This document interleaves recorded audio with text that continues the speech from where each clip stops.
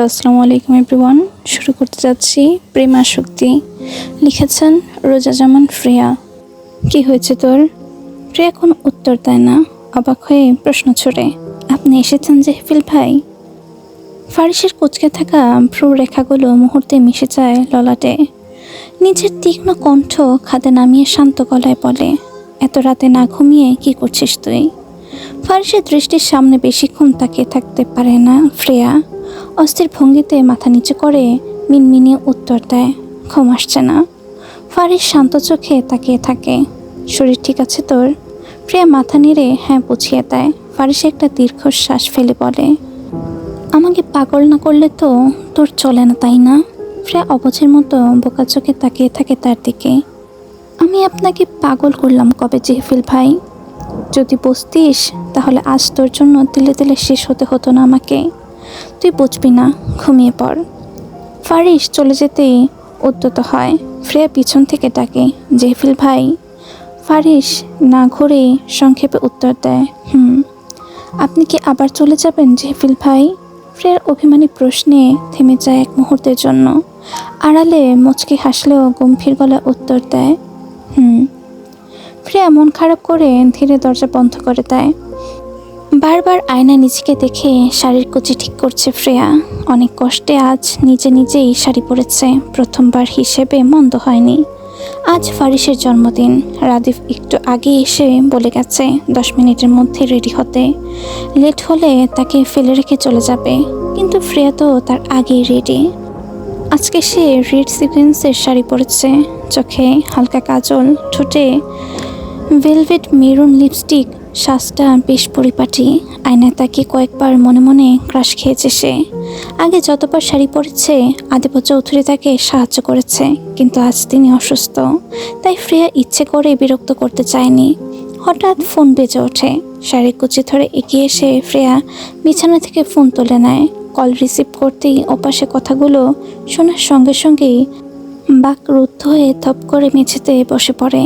Freya স্তব্ধ হয়ে গিয়েছে। গাল বেয়ে কয়েক ফোঁটা পানি গড়িয়ে পড়ে।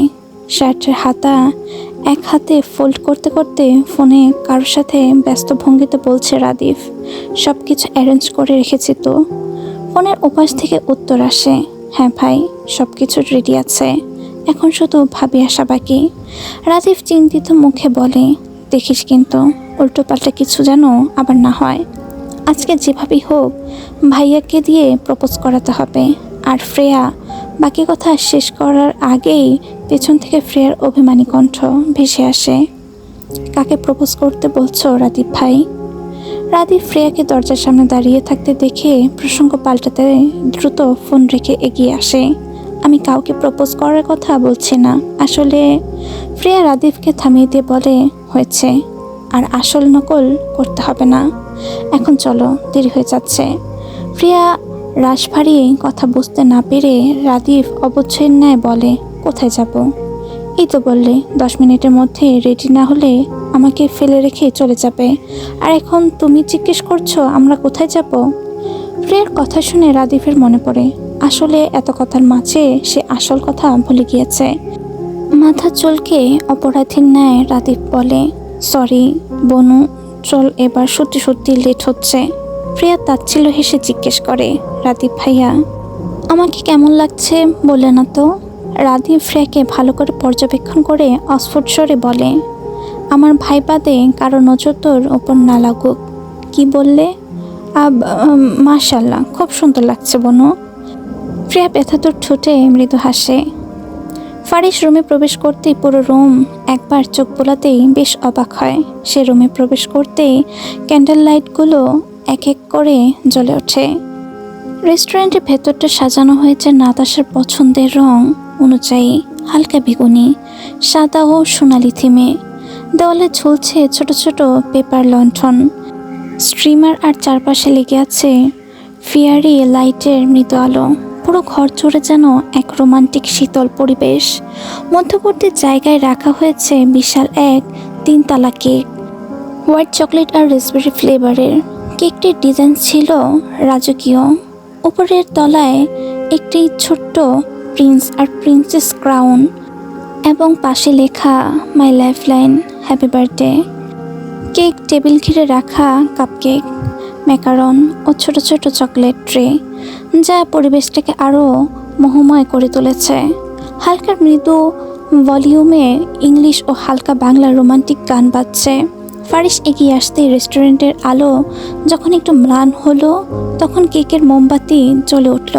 গোটা রেস্টুরেন্টে বাজছে গান, হ্যাপি বার্থডে টু ইউ গানটি।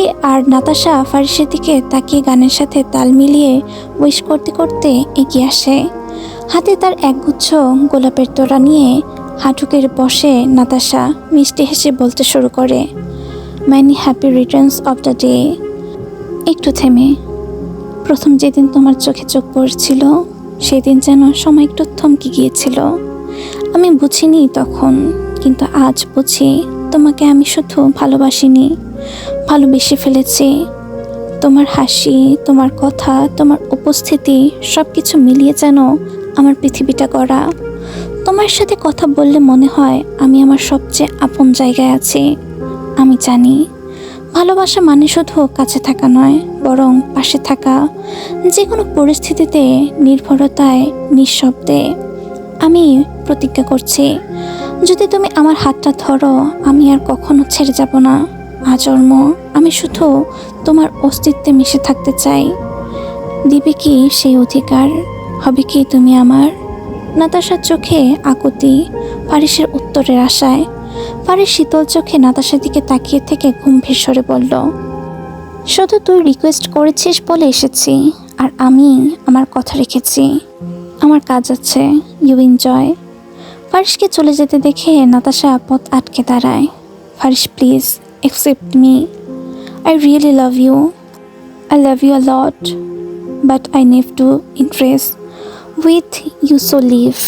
ফারিস নাতাশাকে প্রত্যাখ্যান করে চলে যায়। নাতাশা অশ্রু ভেজা চোখে ছুটিকে ফারিসকে জড়িয়ে ধরে ভেজা স্বরে বলে, প্লিজ ফারিস, আমি তোমাকে অনেক ভালোবাসি।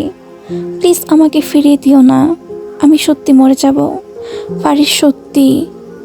অন্যদিকে এতক্ষণ দরজার সামনে দাঁড়িয়ে থেকে নাতাশার সব কথা শুনছে ফ্রেয়া। ঝুলে থাকা শাড়ির আঁচল মুষ্টি ধরে দাঁড়িয়ে আছে। বারবার কানে পাচ্ছে নাতাশার বলা কথাটা, ভালোবাসি।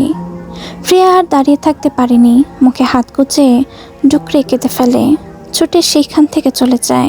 ফ্রেয়া চলে যেতে দৃশ্যমান হয় ইহানের অসহায় মুখশ্রী। ফারিস ধাক্কা মেরে নাতাশাকে তার থেকে ছাড়িয়ে দেয়, তার বাহু ছাকিয়ে হুঙ্কার ছেড়ে বলে, এইসব পাগলামোর মানে কি Natasha? Tell me, damn it. তুমি বলেছ ফারিস আমার কথা শুনবে, তাহলে এখন মানতে পারছো না কেন? লিসেন নাতাশা, তুই বলেছিস আমাকে আসতে, আমি এসেছি। সেকেন্ড তুই বলেছিস তোর সাথে ম্যাচিং করে যেন হোয়াইট কালার পরি, আমি পরেছি, আর আমি কথা রেখেছি। তাহলে এখানে না মানার কোনো প্রশ্নই আসে না। লাস্ট ওয়ার্নিং নাতাশা, এসব পাগলামো করে নিজেকে কষ্ট দেওয়া বন্ধ কর। নাতাশা তাচ্ছিল্য হেসে বলে, যদি তুমি নিজের ইচ্ছায় আমার হতে, তাহলে আজকে এত পাগলামো করতে হতো না ফারিস। জোর করে কখনো ভালোবাসা হয় না নাতাশা। এই সামান্য কথাটা কেন তুই বুঝতে পারছিস না? ট্রাস্ট মি ফারিস, একবার আমাকে সুযোগ দাও প্লিজ, একবার। আমি বলিনি যে আমাকে ভালোবাসতে, তুই সব কিছু জানার পরও ভুল করছিস। তাই তোর এই কথাটাও মাথায় রাখা উচিত ছিল যে কাউকে ভালোবাসলে তাকে ধ্বংস হতেই হয়, আর এই ধ্বংসের জন্য তুই নিজেই দায়ী। নাতাশা ফারিসের পায়ের কাছে হাঁটু গেড়ে বসে আকুতি স্বরে বলে, প্লিজ ফারিস, অন্তত এতটা নিষ্ঠুর হয়েও না। আমি আমার পুরো জীবনটাকে ধ্বংস করে ফেলেছি শুধু তোমাকে পাওয়ার আশায়। আমি বলিনি যে জীবন নষ্ট করলে আমাকে পাবি। ফারিস রেগে তাকে প্রত্যাখ্যান করে চলে যায়। আর নাতাশা সে মেঝেতে ধপ করে বসে পাগলের মতো কাঁদতে থাকে। ফারিস প্লিজ, আমি তোমাকে ছাড়া বাঁচতে পারবো না। আকাশের দিকে তাকিয়ে গগন কাঁপিয়ে চিৎকার করে বলে, যার বাবা জোরে হাত দিয়ে আমাকে বানাওনি, তার প্রতি এত টান কেন দিলে তুমি? এখন আমি তাকে ছাড়া কিভাবে বাঁচবো আল্লাহ? অতিরিক্ত কান্নার ফলে নাতাশার শ্বাসকষ্টের মতো হয়ে যায়। এক পর্যায়ে সেন্স হারিয়ে মেঝেতে লুটিয়ে পড়ে। ফ্রেয়াকে চোখ মুছতে মুছতে বের হতে দেখে রাধীব বিচলিত হয়ে তাকে জিজ্ঞেস করে, বনু কি হয়েছে তোর? তুই কান্না করছিস কেন? প্রিয়া কোনো উত্তর দেয় না, রাদিফকে অপেক্ষা করে চলে আসে। রাদিফ কিছু বুঝে উঠতে পারছে না হঠাৎ কি হলো। রাদিফ মোবাইল বের করে ফারিসকে ফোন দেয়, কিন্তু 2-1 বার বেজে কেটে যায়। 4-5 বারের মতো কল দেওয়ার পরেও রিসিভ করতে না দেখে নাহিদকে কল দেয়। অপর পাশ থেকে ভেসে আসে, হ্যালো ভাইয়া, কোথায় রে? বস ছাদে আছে। রেস্টুরেন্ট থেকে বের হওয়ার সময় ভুলবশত কারোর সাথে ধাক্কা লাগায় শ্রেয়া সরি বলে সামনে থাকা ব্যক্তিকে পাশ কাটিয়ে চলে যেতে নিলে সে তাকে পিছু ডাকে। শ্রেয়া দু কদম এগোতেই পরিচিত মেয়েলি কণ্ঠ শুনে দাঁড়িয়ে যায়। পিছনে ঘুরে দেখে শিফা তার দিকে ব্রুকুচকে তাকিয়ে আছে। শিফা আপু, তুমি এখানে? সেম প্রশ্ন, তুমি এখানে কি করছো? শ্রেয়া হাত দিয়ে চোখের পানি মুছে হাসার চেষ্টা করে বলে, এমনি রাদীপ ভাইয়ার সাথে এসেছি। শিফা নিজের রাগ নিয়ন্ত্রণ করে বলে ওঠে, তোমার কি মনে হয় শ্রেয়া, এমন বাচ্চামো ফেস করে তুমি আমাকে যা বোঝাবে আমি তাই বুঝবো? মানে এমন একটা ভাব করছো যেন ভাজা মাছ উল্টে খেতে পারছো না। আমি সত্যি তোমার কথা বুঝতে পারছি না শিফা আপু, তুমি কি বলতে চাইছো? নেকা, তুমি জানো আজকে জেহফিল ভাইয়ের জন্মদিন, শুনেই ঠ্যাং ঠ্যাং করে লাফাতে লাফাতে চলে এসেছ।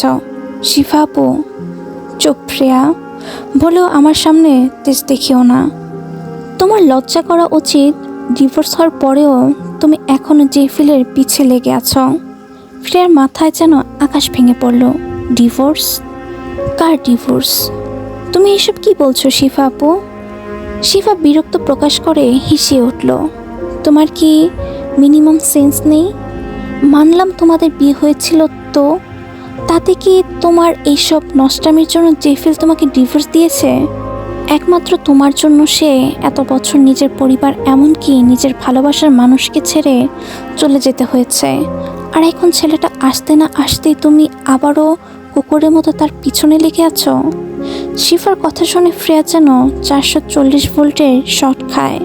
শ্রেয়া অস্পষ্টরে বলে ওঠে, এটা হতে পারে না শিফা আপু, বলো তুমি মিথ্যে বলছো, বলো। শিফা, নেকা, এমন একটা ভাব করছো যেন তুমি কিছুই জানো না। আমি সত্যি এসবের কিছুই জানি না, বিশ্বাস করো। শিফা তার ছেলের স্বরে বলে, এই কথা এরা সহ এমনকি তোমার বাড়ির কাজের লোক লতা পর্যন্ত জানে, আর তুমি বলছো তুমি কিছুই জানো না। শ্রেয়া আর এক মুহূর্ত দাঁড়ায় না, চলে আসে। রাস্তায় কিছুক্ষণ অপেক্ষা করতে একটা রিক্সা আসতে উঠে যায়। পুরো রুম অন্ধকার করে বিছানা এলোমেলো হয়ে শুয়ে আছে ইরা। মাথার চুলগুলো উস্কো খুস্কো, চোখের নিচ কালো হয়ে গিয়েছে। এই কয়েকদিনে মেয়েটার অবস্থা বোঝানোর মতো না। হাসি খুশি মেয়েটা হঠাৎই কেমন চুপ হয়ে গিয়েছে। আজকে সারাদিন ঘর থেকে বের হয়নি ইরা। রাদিফ অনেকবার খাওয়ার জন্য ডেকেছে, কিন্তু ইরা ভালো লাগছে না বলে সারাদিন দরজা লাগিয়ে বসে আছে। শ্রেয়াও অনেকবার ডেকেছে, কিন্তু ইরা তার সাথে কোনো কথা বলেনি। বালিশের তলা থেকে মোবাইল বের করে কয়েকবার শুভ্রকে ফোন দেয়, কিন্তু প্রতিবারের মতো ঝাঁঝালো মেলি কণ্ঠে ব্যস্ত বলে।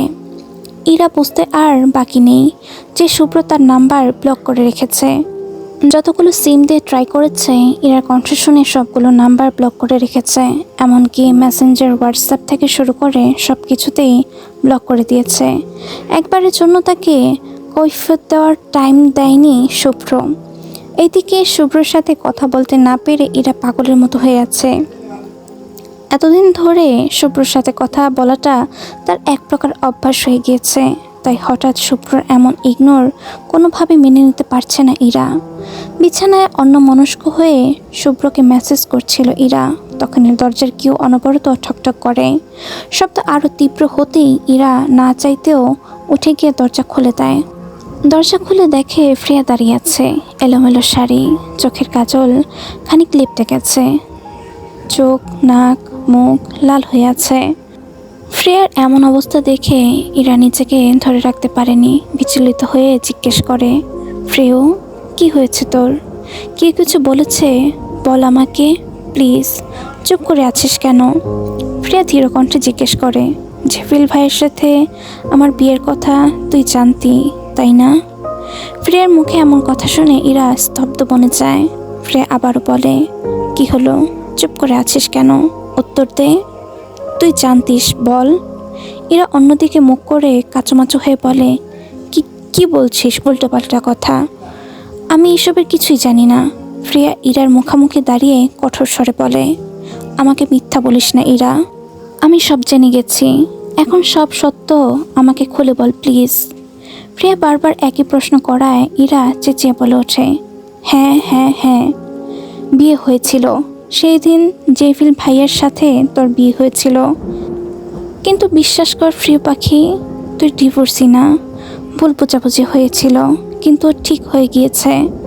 ফ্রেয়া তাচ্ছিল্য স্বরে বলে, এত বড় সত্যটা আমি বাদে সবাই দেখি জানে।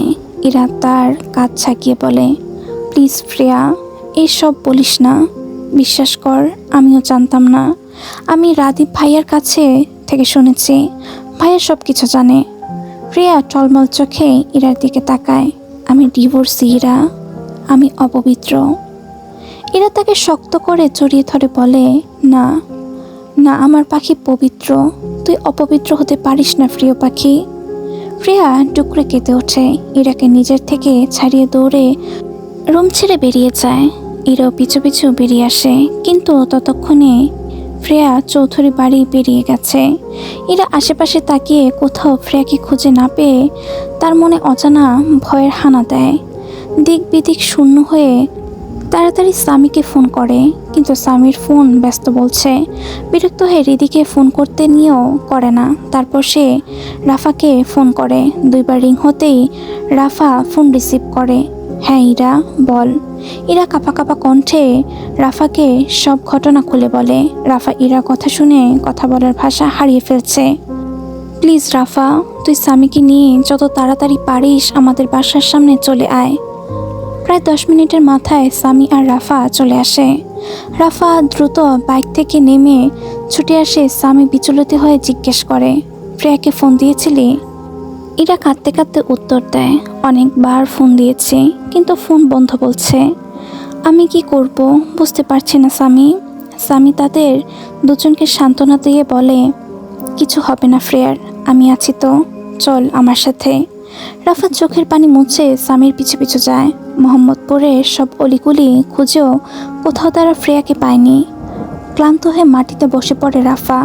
পাশে ইরা পাথরের মতো দাঁড়িয়ে আছে।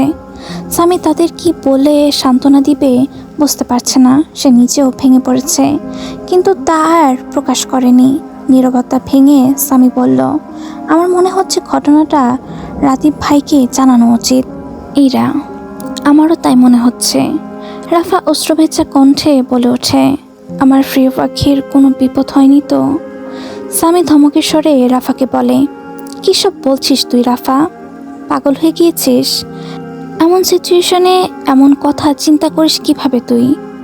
রাফা, হ্যাঁ স্বামী, আমার মন বলছে আমার প্রিয় পাখি ভালো নেই রে।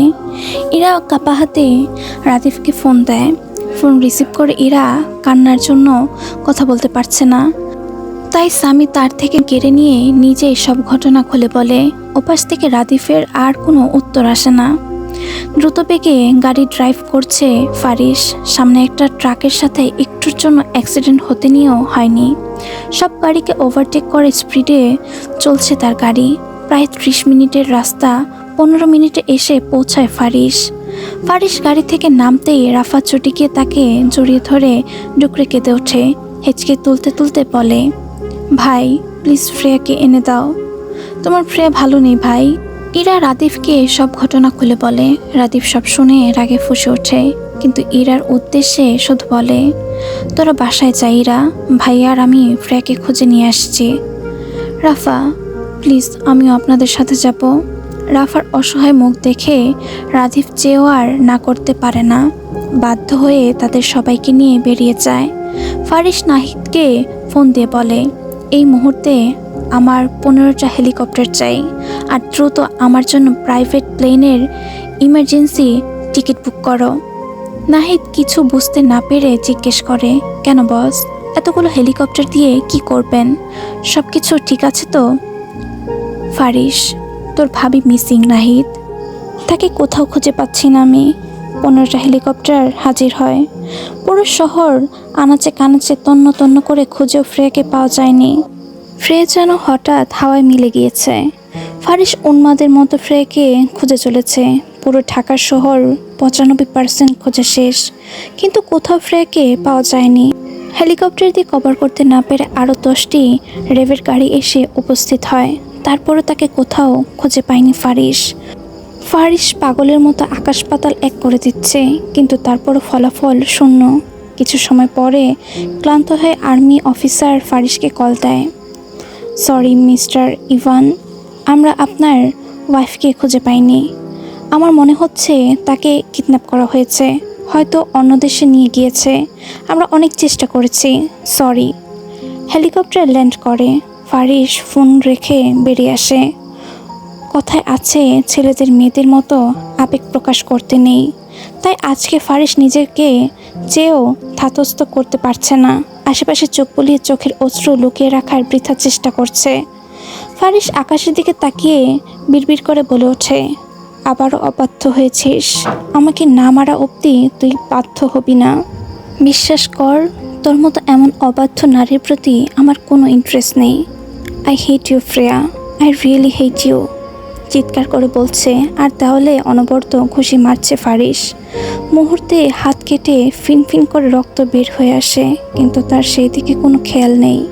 ফারিস উন্মাদের মতো বলতে থাকে, I hate you her, I hate you হার।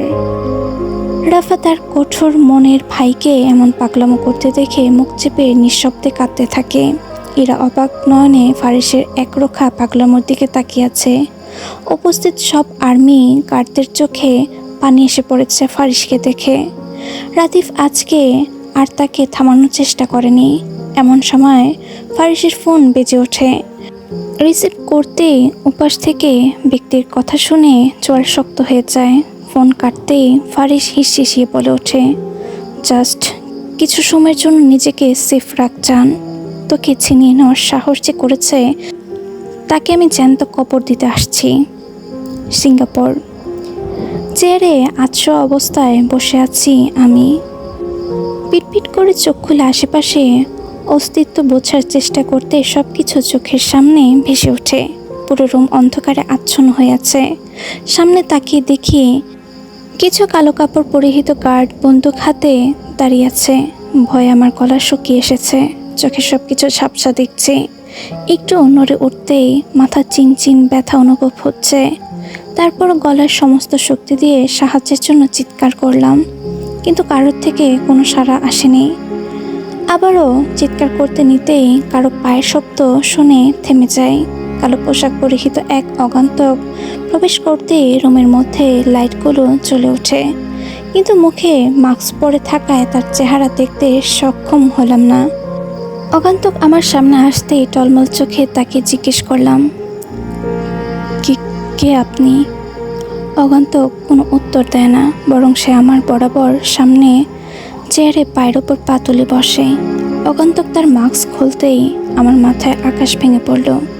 আটফুট স্বরে বলে উঠলাম, শুভ্র। আমার কথা শুনে সে টেবিল স্মাইল দিয়ে বলে ওঠে, yes my love, I am, and welcome to my underground. আমি কি বলবো, ভাষা খুঁজে পাচ্ছি না। নিজের চোখকে বিশ্বাস করতে পারছি না। ব্যথাতুর নজরে শুভ্রর দিকে তাকিয়ে আছি আমি। আমাকে তাকিয়ে থাকতে দেখে সে বুকে হাত দিয়ে বলে, এভাবে তাকিও না মাই লাভ। আমি তোমার এই ডাগর আখিতে হারিয়ে যাই, আর তোমার এই রাগী মুখশ্রী আমার হৃদয়ে ছাড়খাড় করে দেয় মাই লাভ। আমাকে এখানে কেন এনেছেন আপনি? কি চান আমার থেকে? শুভ্র ঠোঁট উল্টে বলে, তোমাকে এখানে কেন এনেছি তা একটু পরে জানতে পারবে। আর যদি বলো কি চাই, তাহলে উত্তর হবে, তোমাকে চাই মাই লাভ, আই ওয়ান্ট ইউ। প্রিয়া ঘৃণা ভরা চোখে শুভ্রের দিকে তাকায়। তখনই রুমে দৌড়ে আসে রিপন। বস, কাজে এসে গেছে। শুভ্র ফ্রেয়ার দিকে এক পলক তাকায়, দেখে ফ্রেয়া তার দিকে ভয়ার্ত চোখে তাকিয়ে আছে। শুভ্র বাঁকা হেসে ফ্রেয়ার হাতের বাঁধন খুলতে অগ্রসর হতেই পিছন থেকে গম্ভীর কণ্ঠে বলে ওঠে, Faris. Shubhro, don't touch him, she is my personal lady. ফারিসের হুমকি শুনে শুভ্র থেমে গিয়ে পিছনে ঘুরে দেখে পকেটে হাত গুজে দাঁড়িয়ে আছে ফারিস। তুই এখানে কিভাবে এলি? ফারিস কিছু না বলে মুচকে হেসে এগিয়ে আসে। তার পিছু পুলিশ, আর্মি সহ সব গার্ড প্রবেশ করে, সবার হাতেই বন্দুক। ফারিস ডেভিল স্মাইল দিয়ে বলে, আমার মুখোমুখি হওয়া এত সহজ না শুভ্র খান। শুভ্র কিছু বুঝে ওঠার আগে পুলিশ অ্যারেস্ট করে ফেলে, সাথে উপস্থিত সবাইকেও। শুভ্র যেতে না চাইলে তাকে টেনে নিয়ে যায় পুলিশ। শুভ্রকে নিয়ে যেতেই ফারিস ফ্রেয়ার দিকে তীক্ষ্ণ চোখে তাকায়।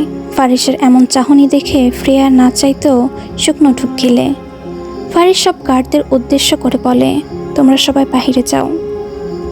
জীবনে কখনো ভাবতে পারিনি যে নিজের চাচাতো ভাইয়ের কথায় অবাধ্য হওয়ার শাস্তি স্বরূপ এখন তাকে আমার বিয়ে করতে হবে। এমন অদ্ভুত নিয়ম শুধু ওনার দ্বারাই সম্ভব। কাজী অফিসের পাথরের মতো বসে আছি আমি, আর আমার সামনে রিভলভার হাতে বসে আছেন বললে ভুল হবে। বর্তমানে ল্যাপটপ ওপেন করে দেখছেন আমার সামনে, আর তাতে স্পষ্ট রাদীপ ভাইকে কিছু গার্ড মাথায় বন্দুক তাক করে আছে। আমাকে এমন চুপ করে বসে থাকতে দেখে তিনি ঠান্ডা মাথায় বাঁশ দিয়ে বলেন, তুই কবুল বলবি নাকি তোর ভাইকে আমি ওপরে পাঠানোর ব্যবস্থা করব? ফারিসের এমন ভয়ানক হুমকি শুনে কাজী সাহেব ভয়ে কুঁকড়ে ওঠে। কাজী সাহেব কপালে ঘাম মুছে কাপা কাপা কণ্ঠে জিজ্ঞেস করেন, কাবিন কত লিখবো বাবা? এটা সিনেমা না যে কোটি টাকার কাবিন লিখবেন আপনি। তাহলে কি লিখবো বাবা? কিছু তো লিখতে হবে। দেনমোহর লিখুন আমার মৃত্যু। কখনো যদি বিচ্ছেদের কথা আসে, তখন যেন এই অবাধ্য নারী নিজের হাতে আমাকে খুন করে আমার লাশের ওপর দিয়ে চলে যায়। কাজী, কিন্তু বাবা, কাবিন আবেগে দিয়ে হয় না, দেনমোহর কোনো কিছু বিনিময় রাখতে হয়। ফারিস ভাবলেশীনভাবে বলে, ঠিক আছে, দেনমোহর এই রিভলভার সাথে এই কথাটাও লিখুন। ফারিসের এমন অদ্ভুত কথা শুনে কাজী হতভম্ব হয়ে গিয়েছে। তাকে এমন চুপ হয়ে থাকতে দেখে ফারিস তার দিকে তীক্ষ্ণ চোখে তাকাতেই কাজী সাহেব ফারিসের কথা মতো দেনমোহর লিখে দেয়। কিন্তু ফ্রেয়া, সে নাছর বান্দা, কোনোভাবেই সে কবুল বলবে না। তার রাজি না হওয়ার কারণ আছে। যেহেতু সে জেনে গিয়েছে তার সাথে জেফেলের ডিভোর্স হয়েছে, সেহেতু শরীয়ত মোতাবেক তাদের বিয়ে এখন জায়েজ নেই। আর ফারিসের এমন বিয়ের সিদ্ধান্ত নেওয়ার একটাই কারণ। তখন ফারিস ক্ষেপে গিয়ে ফ্রেয়াকে কয়েকবার জিজ্ঞেস করেছে তার কথার অবাধ্য হয়েছে কেন, কিন্তু ফ্রেয়া বারবার একই কথা বলেছে, সে উত্তর দিতে বাধ্য না, আপনার কোনো অধিকার নেই।